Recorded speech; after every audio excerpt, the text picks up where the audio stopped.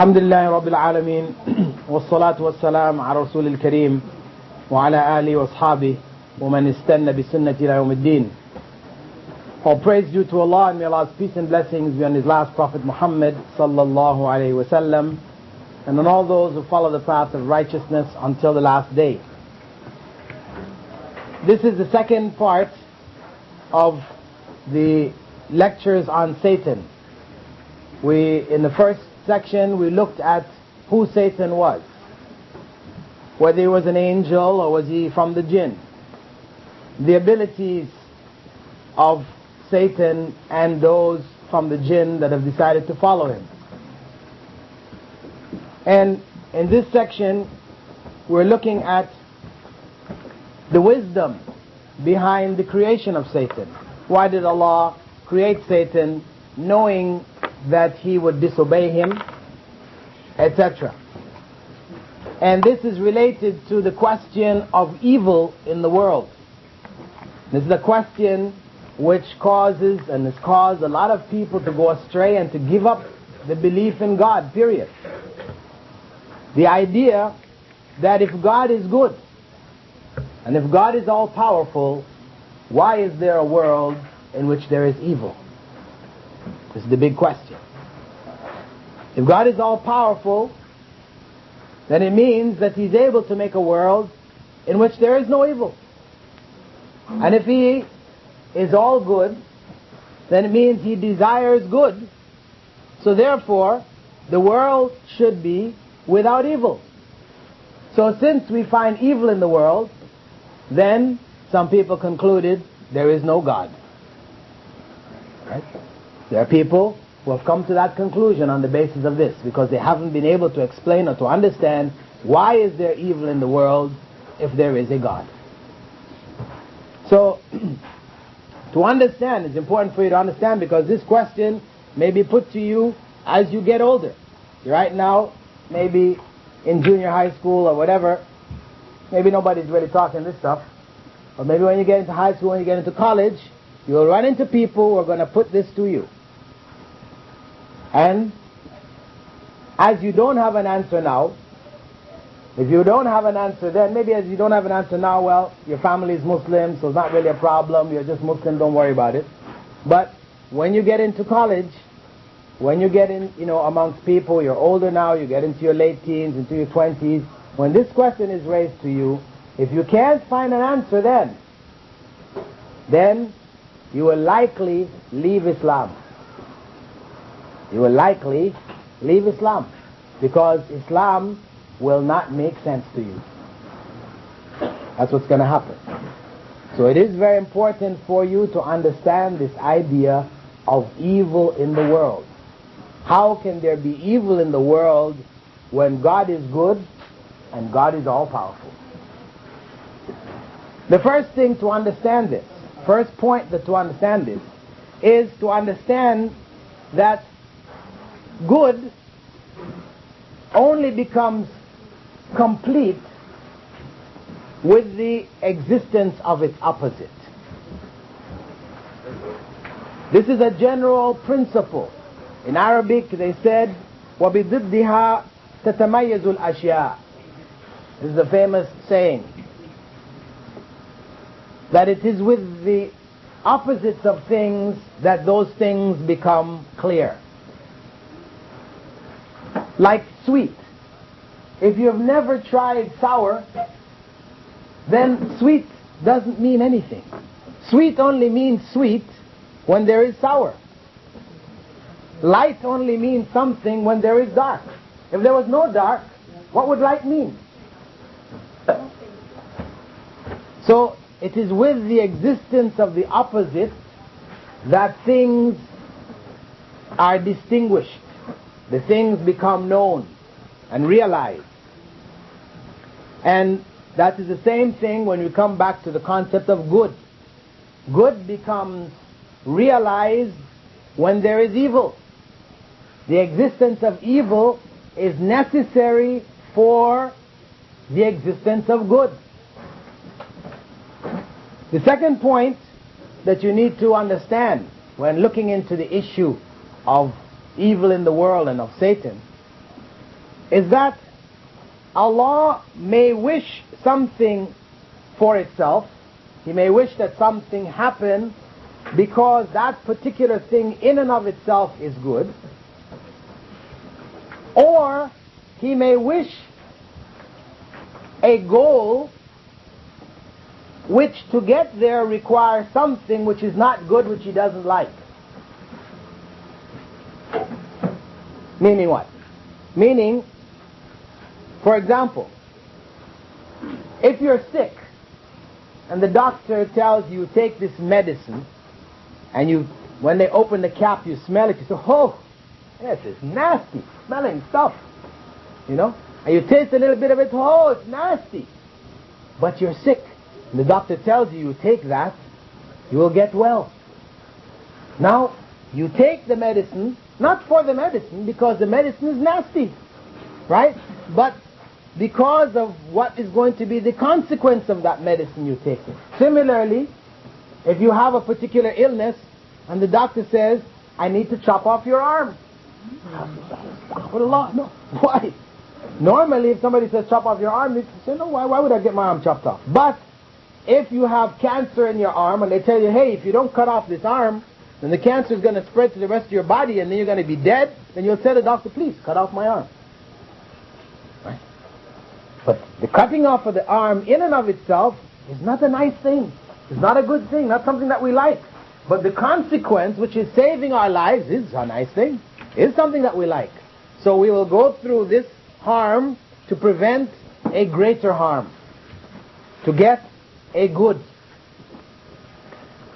Similarly, when you go on a journey, for example, you're trying to get someplace, but the journey there is a very difficult journey. The road is bad, and you have to go for many days, but because, so you don't like the journey, you don't appreciate the journey, but the goal at the end of the journey that you're seeking, this is good, this is something you appreciate, something you desire, so what do? So you will go through that unpleasant journey, the hardship, right? And this is why Prophet Muhammad ﷺ had also said, حُجِبَتِ النَّارُ بِالشَّهَوَاتِ وَحُجِبَتِ الْجَنَّةُ بِالْمَكَارِهِ, that the hellfire is veiled by pleasing things, desirous things, things which make us feel good. And the paradise is veiled by things which we don't like, difficulties. So whoever wants paradise will suffer the difficulties. Whoever wants hell will go for it, right? Whatever is pleasurable in this life. So, when we then come to the concept of the creation of Iblis, or Satan, we have to understand it in the overall picture of what Allah wants for this world. The good that Allah wants to come out of this world is fulfilled in the creation of Iblis, in the creation of Satan. So when we look, for example, at the different benefits, and there are many,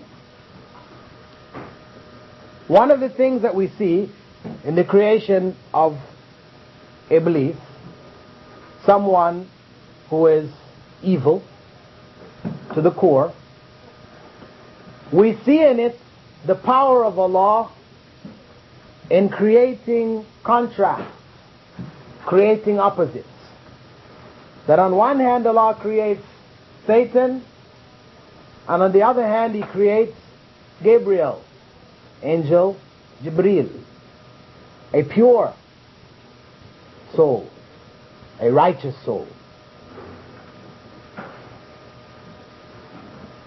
And we look in the rest of the world, we see a series of opposites, that Allah has created things in opposites.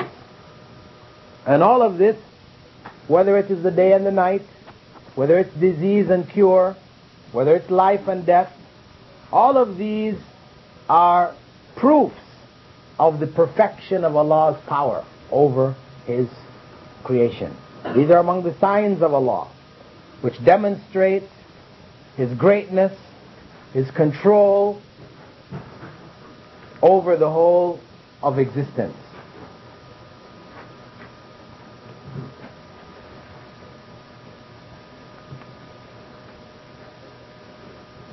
So, the creation of Satan in this context is a part of the expression of Allah's greatness in creation of opposites. Secondly,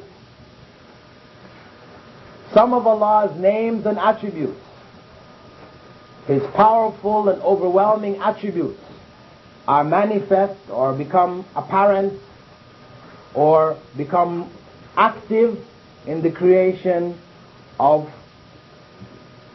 Satan and satanic forces. Whether it is Allah's description as being Al-Qahhar or Al-Muntaqim or Shadid al-Iqab or Al-Khafid, Al-Mudhil, all of these names of Allah which indicate attributes of Allah which have to do with overcoming evil, punishing evil. These attributes become manifest with the existence of Satan. Because without Satan's existence, without evil being there, then those attributes of Allah, those names of Allah, are not complete in their reality. Also, on the other side, we also find all of the gentle attributes of Allah, whether it is forgiveness, its kindness, its mercy, and all of these other attributes.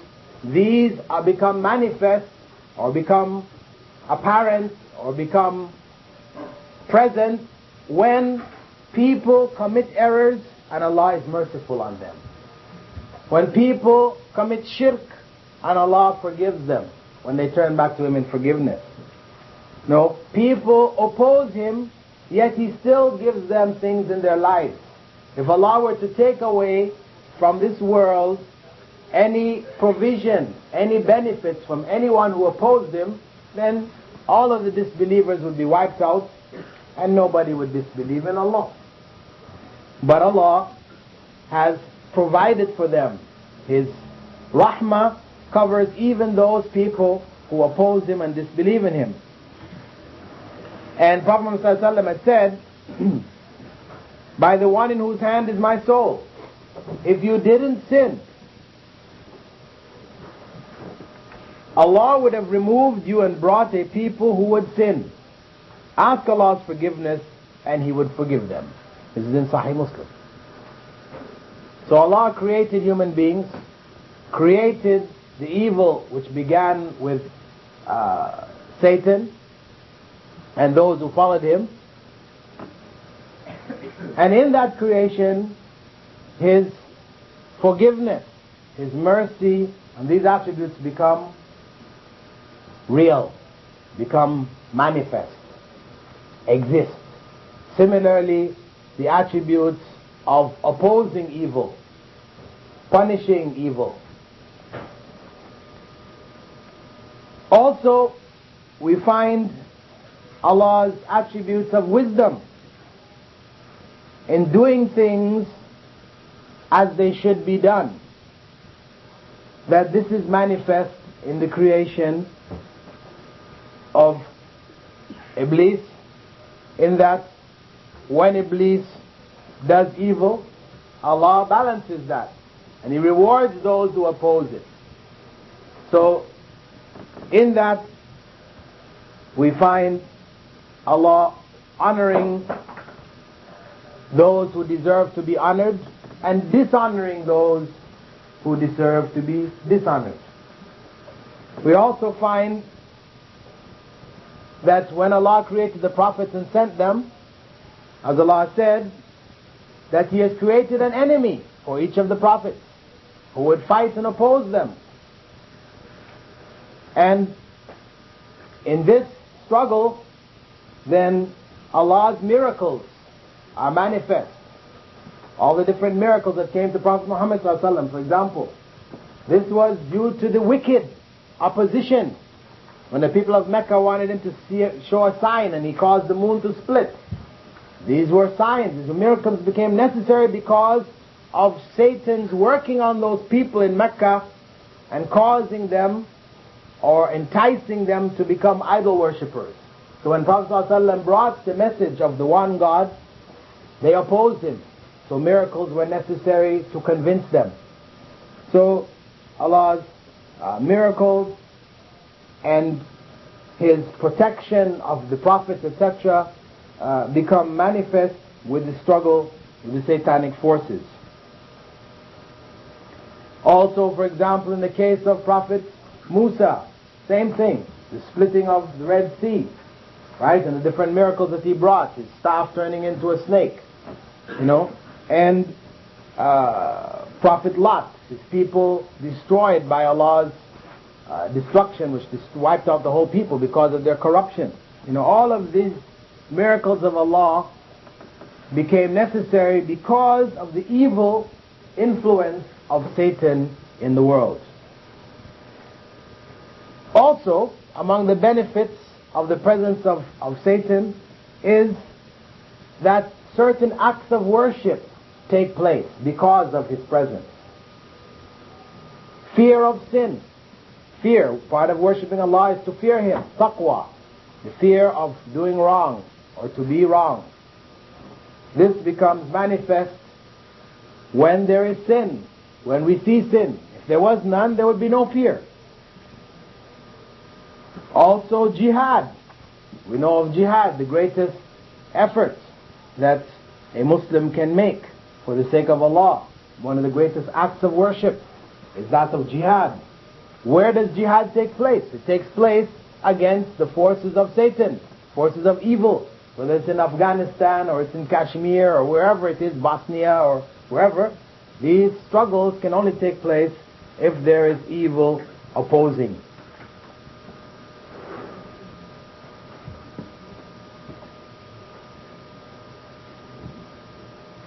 Also, through Satan, Allah distinguishes between the righteous and the unrighteous amongst human beings. This is the way in which the righteous become evident. Who are the righteous worshippers? Who are the devoted servants of Allah? How does it become evident? With the interference of Satan. Of course Allah knows, ultimately. This is not making Allah know anything. But that influence for human beings to be known amongst human beings, it is known by the influence of Satan.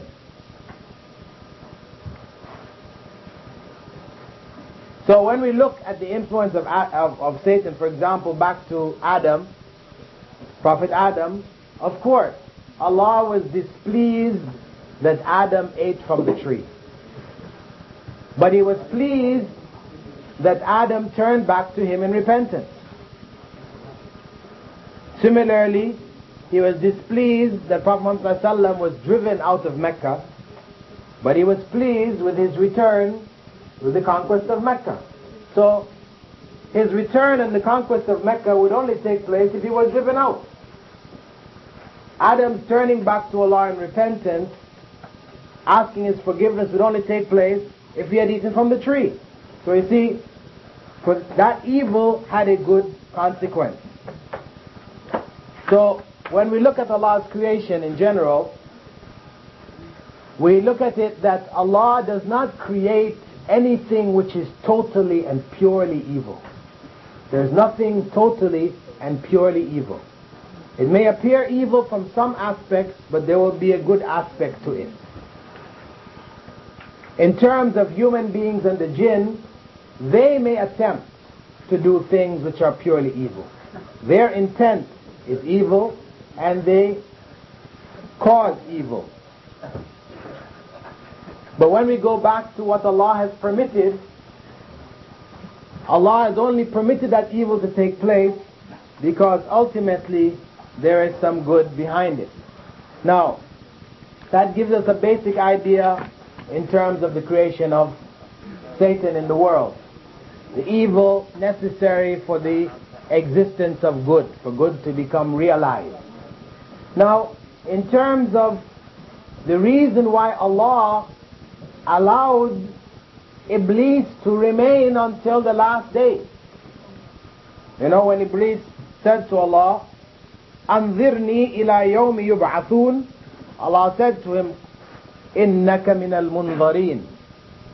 He asked to get respite until the day of resurrection. And Allah subhanahu wa ta'ala gave him that permission. Now why? Why didn't Allah just punish him then and there for the evil he did? He started the evil going. Why not punish him then? Because of the fact that Allah already knew from the creation of human beings that from the descendants of Adam would be people who don't deserve to go to paradise, who are not suitable for paradise. How would they be exposed? They would be exposed when they come in contact with the evil of Satan. And that evil would only happen if he was around to do that evil. So he was there as a necessary filter, to filter out the good from the evil. Now somebody might say, well, Allah knew those people who He created who were evil, who He knew were going to disobey Him, etc., etc. He could have just punished them right then and there, put them in hell, finish.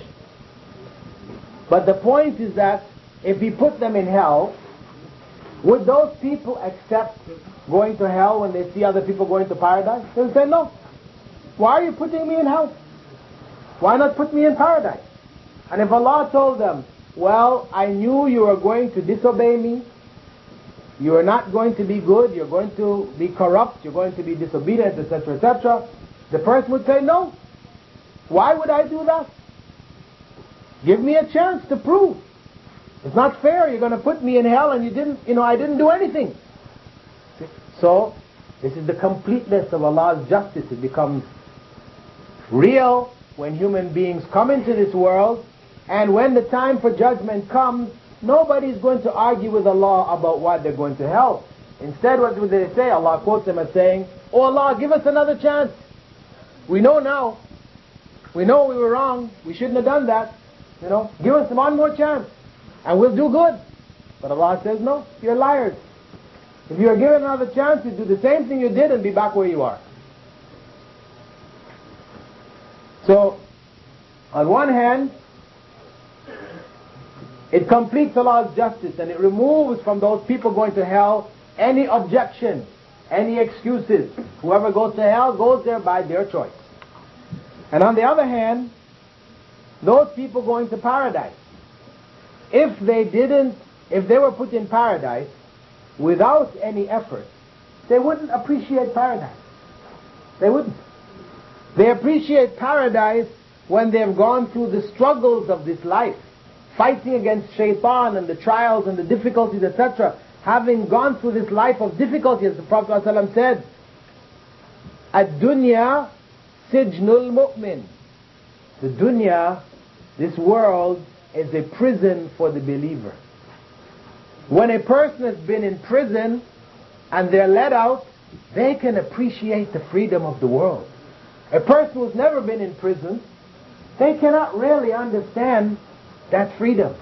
So similarly, Allah had people go through the trials, so those who go to paradise would appreciate paradise. And, if we were to add to that, what about the killing of Allah's messengers? Some of them were killed, they were tortured and killed. Well, this is not because Allah didn't care for His messengers, of course He cared for them. However, when they died, when they were killed, there may have been in their death guidance for the people to come after them.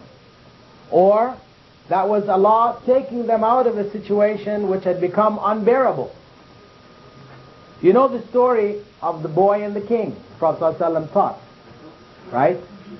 Of the young boy who the king wanted to be trained as a magician for him, right? You all know the story. Huh? So, you know that the young boy had the king kill him, right? You know the story, right?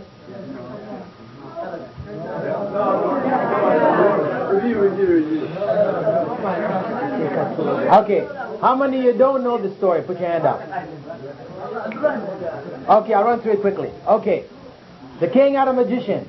Right, Prophet ﷺ is telling about a time in the past. There was a king who had a magician. Right, this magician was getting old. He used to, perform magic and stuff like that in the court of the king.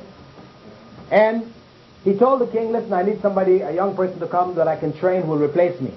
So they chose a boy. And this boy started to be trained with the king. Every day he would come, with the magician. Every day he would go to the magician to get trained. On his way, one day he came across a monk, a righteous individual who was living by himself, and he called him, started to talk to him, talking to him about Islam. Right? I mean, Islam, not Prophet Muhammad Islam that he brought the final message, but Islam, the oneness of Allah, worshipping Allah, these kind of things. He started telling him about these things. Because the people were pagan people. They were worshipping the king as God. So the boy used to go and listen to the magician, listen to the monk for a while, and then he would go and learn from the magician. Every time he'd go to the magician, he'd be late. The magician used to beat him. He asked the monk, what should I do? He said, tell him that, your parents delayed you or whatever. Protect yourself from this harm.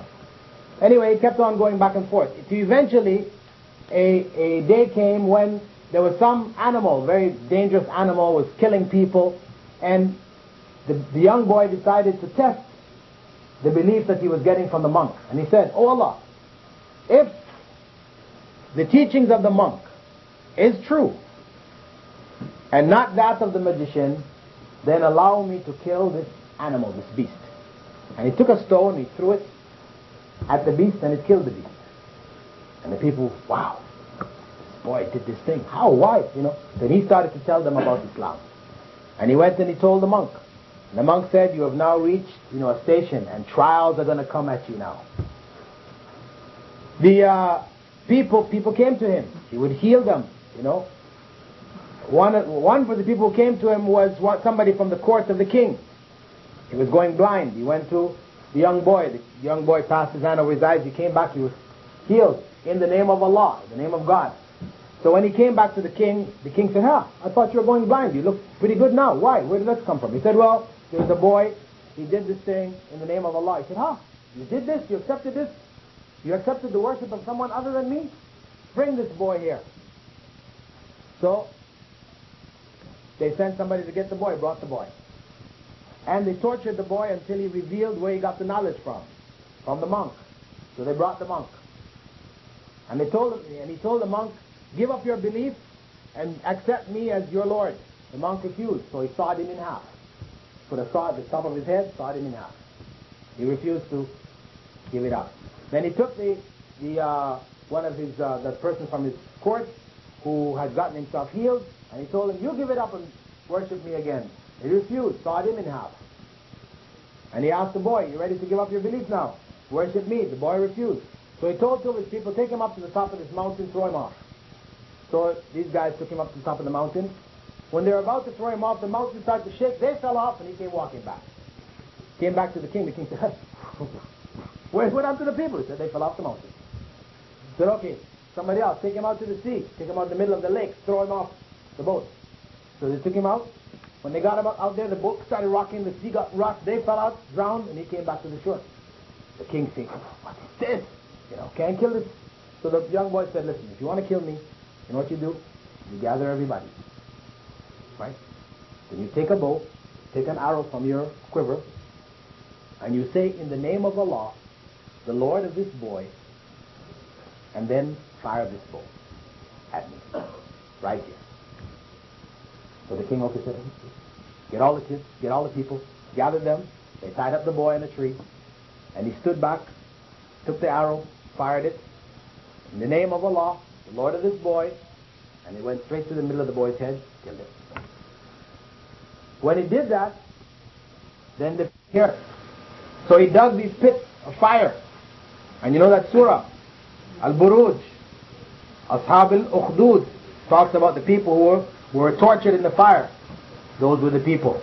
And the people were forced, and they went into the fire, rather than give up their belief and worship back the king. And one of the people who was going into the fire was a woman. She had a young baby with her. small baby. And she looked at the baby, she really had some doubts. Should I do this? Take the life of my child? And when she hesitated, the child spoke to her. This is one of the 3 cases where baby spoke. One was Prophet Isa, right? As a baby he spoke to the people in defense of his mother.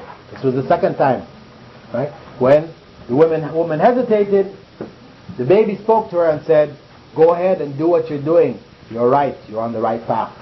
So she jumped in the fire with her baby. Anyway, the point is that this story the Prophet ﷺ revealed to us, told us about, this demonstrates the concept that in the death of good, greater good may come. Okay?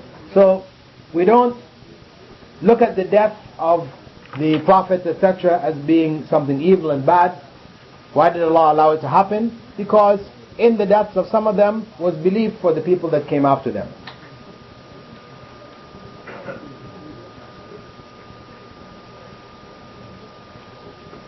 So, in general, we can just say that the benefits which resulted in the creation of Iblis and his being allowed to stick around until the last day far outweighed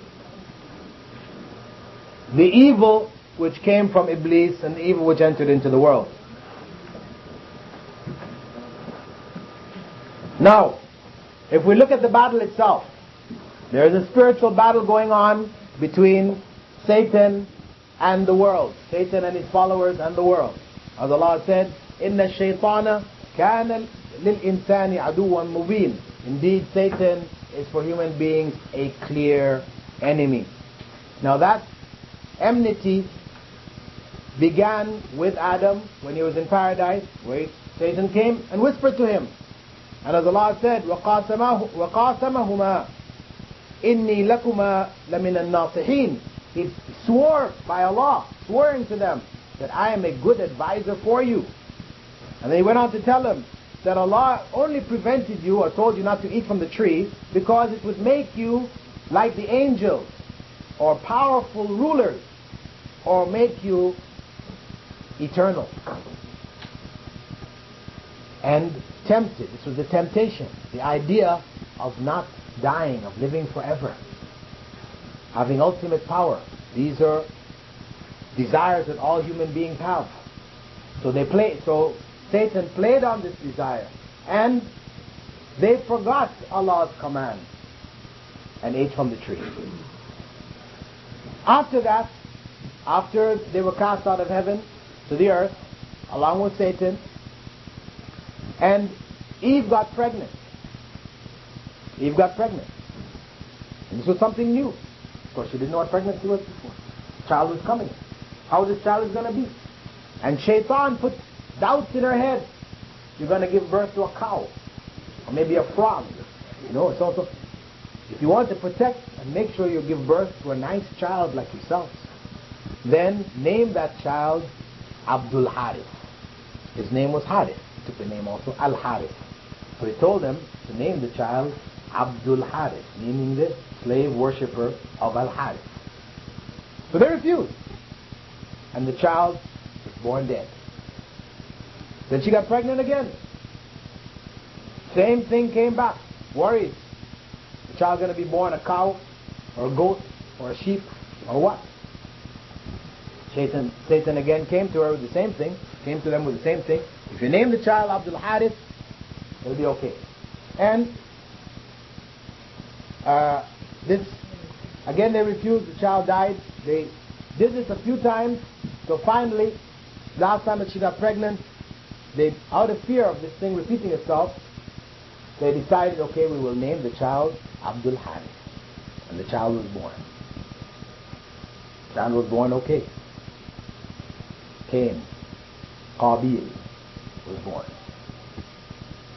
Now, Allah speaks about that in the Qur'an, you know, saying that they committed shirk after all that Allah had done for them. But this shirk that they did was not shirk in Allah in the sense that they worshipped Allah, but they gave their child a name of shirk. This was an error. This is the second error that they made. After that, Satan came to the child, to the children. And who did he come to? Cain, the same one that was born, originally named after himself, Abdul Harith, Qabil.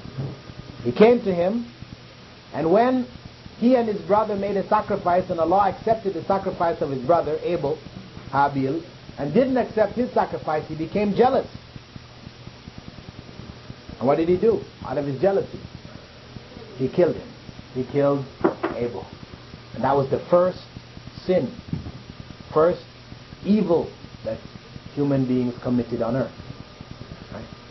And that sin of murder was because of the sin of jealousy. Jealousy, which made that sin so great that Prophet ﷺ said that everybody who was murdered in the world after that time, a portion of that sin will fall back on Cain. Cain will carry a portion of that sin, without reducing the sin on whoever does it, but because he was the first one to begin the sunnah of murder.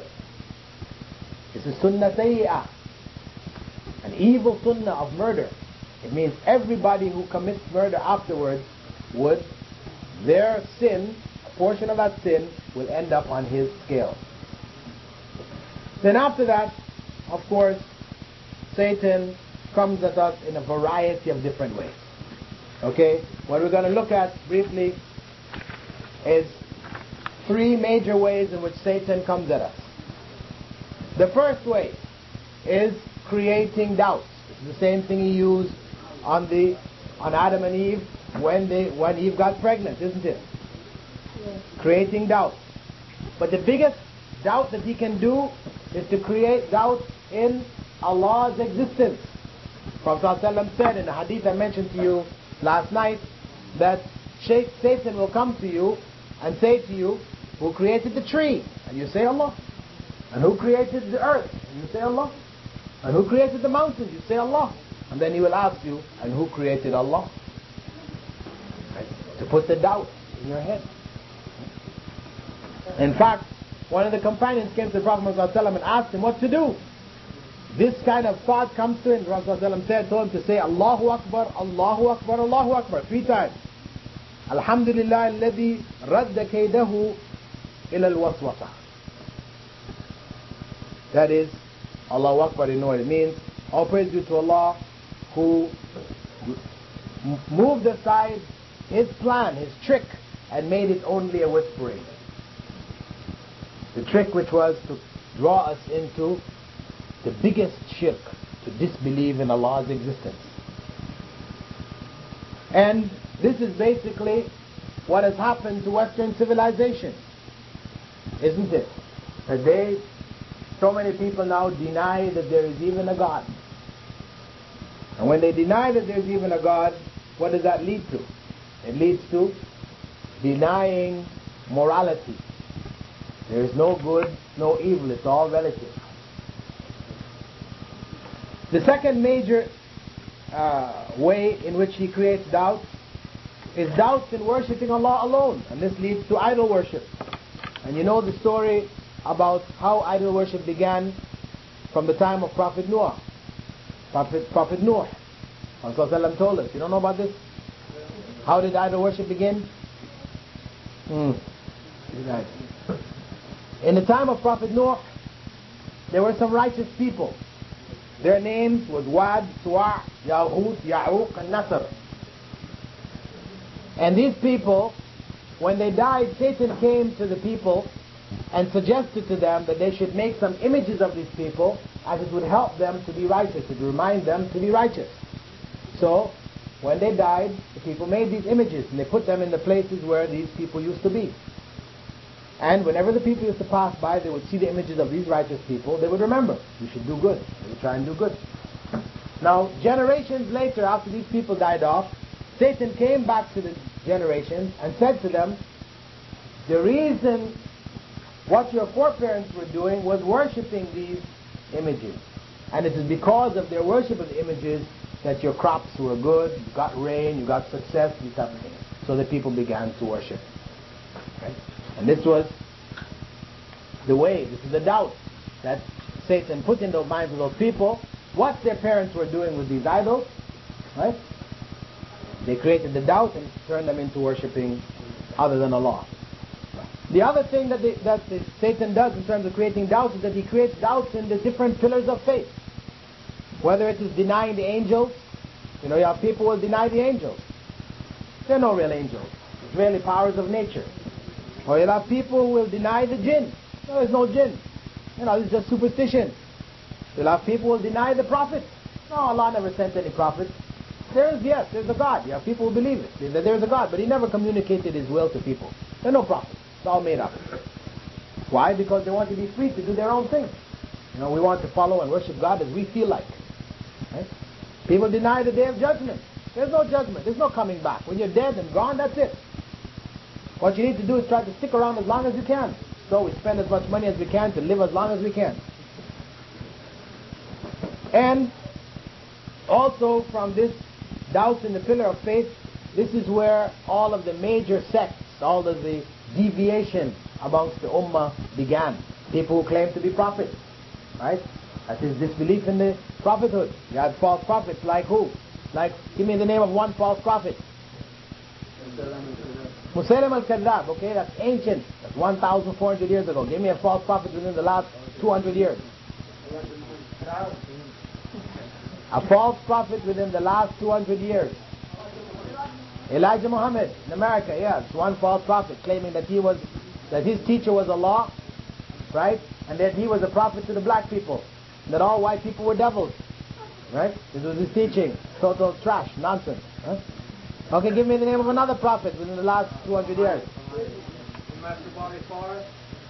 Well, no, this is when he was the one who Elijah claimed was Allah. So Elijah was the false prophet. So I need another false prophet. David Koresh. Huh? David Koresh. Okay, David Koresh. He was claiming that he was Jesus, right? Jesus returned and his people believed him. Yes, another false prophet. Give me another name. John Paul. Huh? John Paul? The Pope? No, I wouldn't say he's a false prophet. He's false, all right, but he's not a prophet. Baha'u'llah. The Baha'is, yes. Baha'u'llah. He claimed that he is God's shadow on earth. And he has his own book called Kitab al-Aqdas, the most holy book, in which he claims that if you don't believe this book is from Allah, then produce one letter like any letter in the book. Trash, nonsense. Mirza Ghulam Ahmed in India, the Qadianis and the Ahmadis, and he was just the last century claimed, and he's got a following. He's got people here in Toronto. I think they have a temple here, don't they?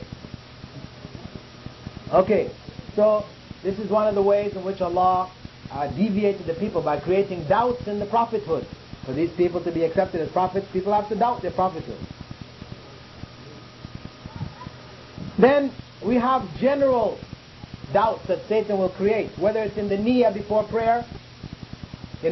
People create enough doubts that people start to make up niyyahs to say. People stand before prayer, they're going to make salatul dhuhr. They stand there and say, Inni nawaitu an usalliya arba raka'atin dhuhran muqtadiyan bil imam. And they go to a whole long story that they say before they start. This is bid'ah.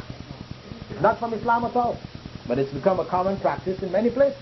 Right? This is how Shayṭān has come in and put doubts amongst them and about their niyyah. And in salah, when people making salah, when you forget, did I pray the first rak'ah or the second rak'ah? Which rak'ah I'm on? This is Shayṭān coming in, creating doubts, messing up people's prayer. Also, when you bend over into ruku' and you feel this little thing on your behind, like some gas escapes out, right? Prophet ﷺ said there is a particular jinn by the name of Khinzib who comes when you bend over, he goes blow on your behind, give you the feeling like some air came out, right? This is to mess up your salah, right? So the Prophet ﷺ said, if you didn't hear anything, if you didn't smell anything, then assume you didn't pass wind and carry on. But now, some people mistakenly think that this means even though you felt something come out, but you didn't smell anything, and you didn't hear anything, it's okay to keep on doing your salah. No. If you know wind came out, if you're certain wind came out, you passed wind, then you have to leave the salah and go make wudu. You should not stay in there. It's haram, because your salah is not acceptable.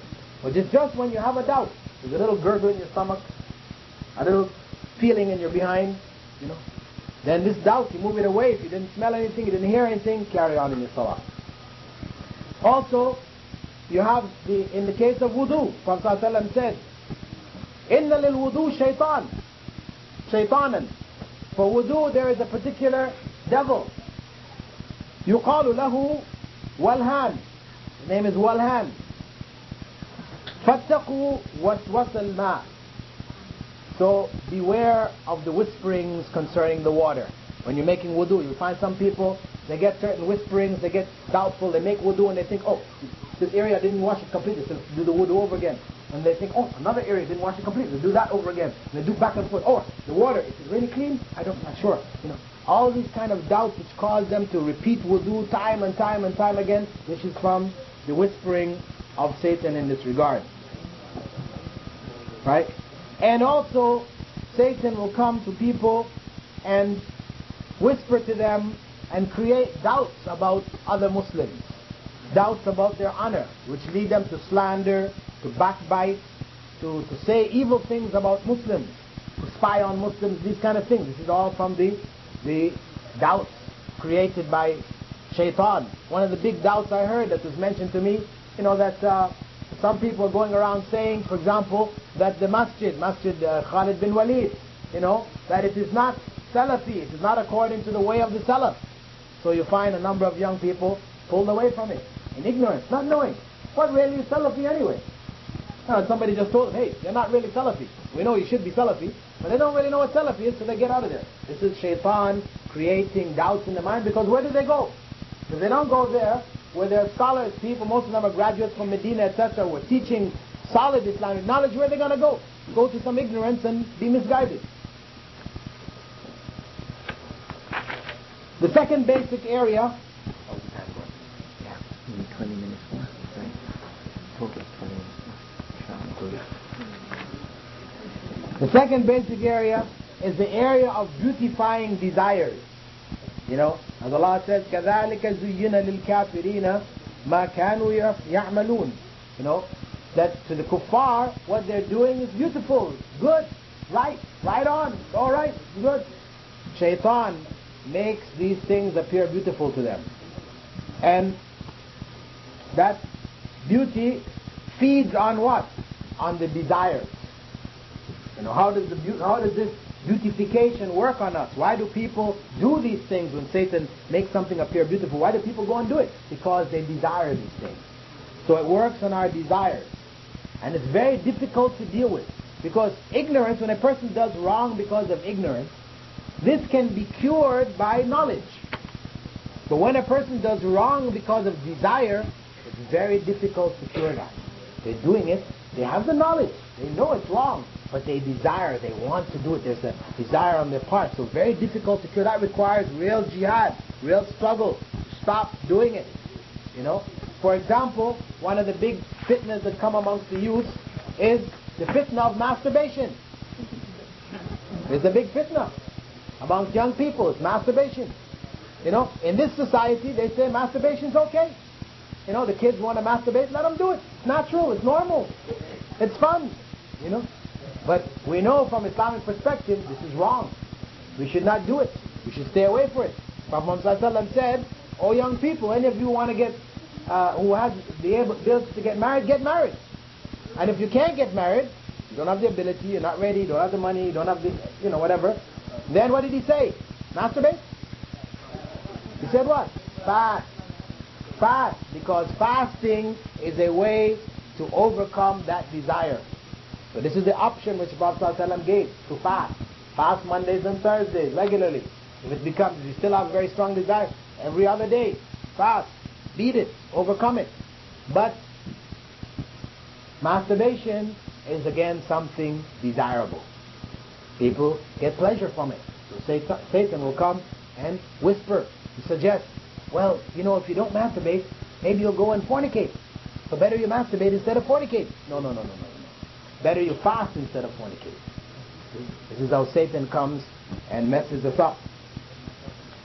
Plays on our desire, what feels good to us, what is desirable.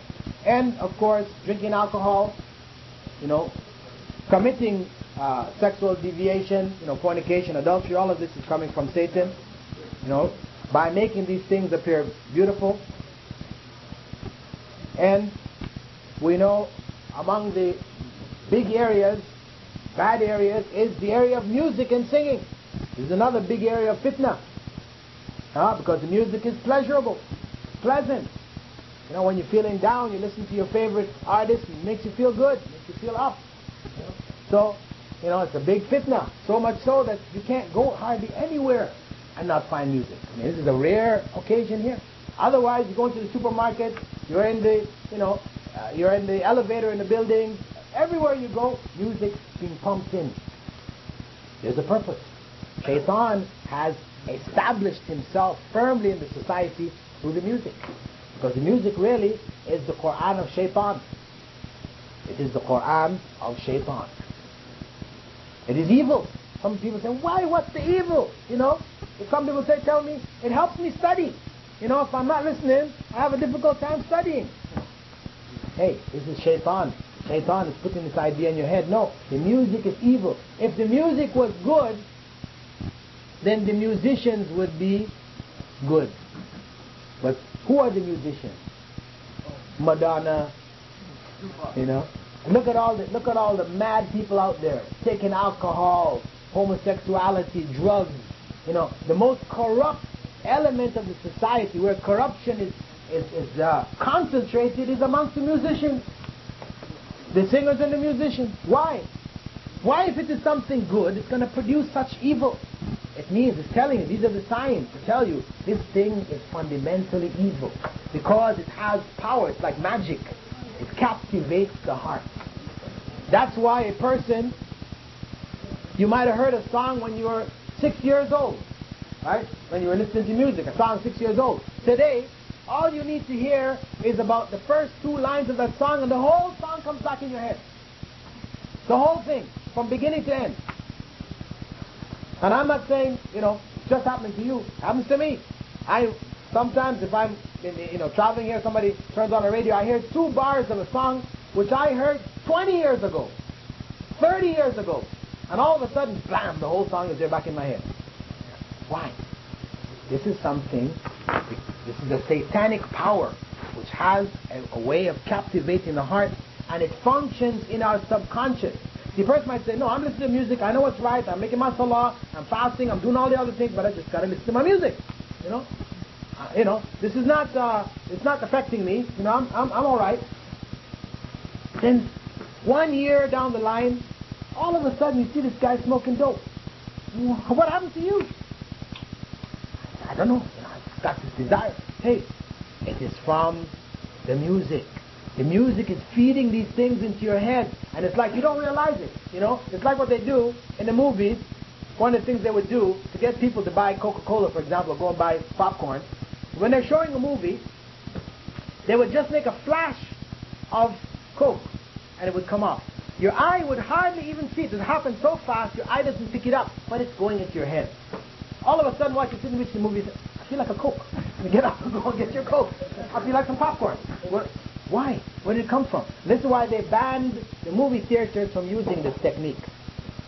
They banned them from doing it. They say, okay, you want to advertise open. People can see it and they can choose. But this other way, where it's just flashed where your eye can't pick it up, it's going into your brain, you don't realize it's just like a robot. Oh, I need a Coke. This is how it is. Right? So, in the same way, this is what's happening with the music. This is what's happening with the music. It's coming at you. It's coming into your subconscious and it's building up. And then you find yourself thinking, doing, wanting to do things you want. Where does this stuff come from? That's where it's coming from. And this is one of the most powerful ways that Satan right now is messing up people in general and messing up Muslims in particular. Because I know many people, when they come into Islam, they tell me, I live in the Middle East, I live in the United Arab Emirates, right? And the Arab world, they love music. You can't turn on a program, they've got music going up and down and everything. So when people come into Islam and say, tell them music's haram, I say, what? The music's everywhere. Music. In fact, unfortunately, the guitar was invented by Muslims in Spain. Yeah? But the guitar, was invented by Muslims in Spain. Even these notes, the music notes and all that, this was invented by Muslims in Spain. So though Spain was a Muslim society, corruption eventually ended up amongst it till the point where they got into music, they got into idol making. You know, they weren't making idols to worship, but if you go and see pictures of Alhambra, places in Spain now, you see the big palaces that were made from Cordoba and all that, you'll see figures of lions and things like this which they made, which is haram, not allowed. Muslims are not allowed to make images of living beings. Forbidden, haram. But they fell into it. And with it, music and everything else. The third major area which Shayṭān comes at people through is that of the discouragement from righteousness, from doing righteous things, doing good things. Shayṭān will come and discourage us.